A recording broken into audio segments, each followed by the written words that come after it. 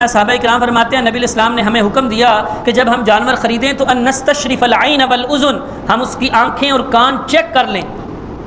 اور ایک حدیث میں آپ نے ارشاد فرمایا کہ 4 قسم کے جانور وہ قربانی کے اندر نہیں لگ سکتے۔ العوراء البین عورها، ایسا کانا جانور جس کا کانا پن واضح اور ظاہر ہو۔ کانا جانور ایک آنکھ سے اس کو بالکل نظر نہیں آتا، وہ قربانی میں نہیں لگ سکتا۔ ایسا بیمار جانور جس کی بیماری بالکل واضح اور ظاہر ہو، وہ کوئی بھی بیماری ہو سکتی ہے۔ ایسا لنگڑا جانور جس کا لنگڑا پن بالکل واضح اور ظاہر ہو کہ پتہ چلے چلتے وقت کہ یہ لنگڑا ہے۔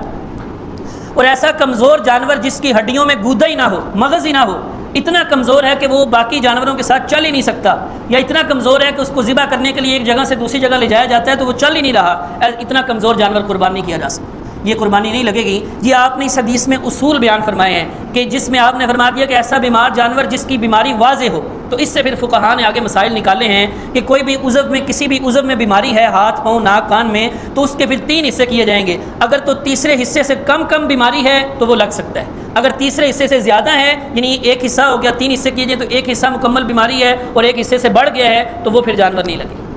اور اسی طرح آپ نے فرمایا خارشی جانور جس کو خارش لگی ہوئی ہے اس خارشی جانور کی قربانی جائز نہیں۔ اور ایک حدیث میں آپ نے منع فرمایا کہ مقابلہ، مدابرہ، خرقہ، شرقہ، ایسے جانور جن کے کان کٹے ہوئے ہوں، وہ آپ نے 4 صورتیں بیان فرمائی، کان لمبائی میں کٹا ہو، چوڑائی میں کٹا ہو، آگے سے پیچھے، آگے سے کٹا ہو، پیچھے سے کٹا ہوا ہو، ایسے جانور کی قربانی جائز نہیں۔ تو اس کے اندر وہی میں نے جو اصول کے تحت تفصیل عرض کر دی، تو خلاصہ یہ کہ ہر وہ عیب جس کی وجہ سے جو لوگوں کو پتہ چلے کہ یہ عیب اور بیماری ہے، جس عیب کی وجہ سے تاجروں کے عرف کے اندر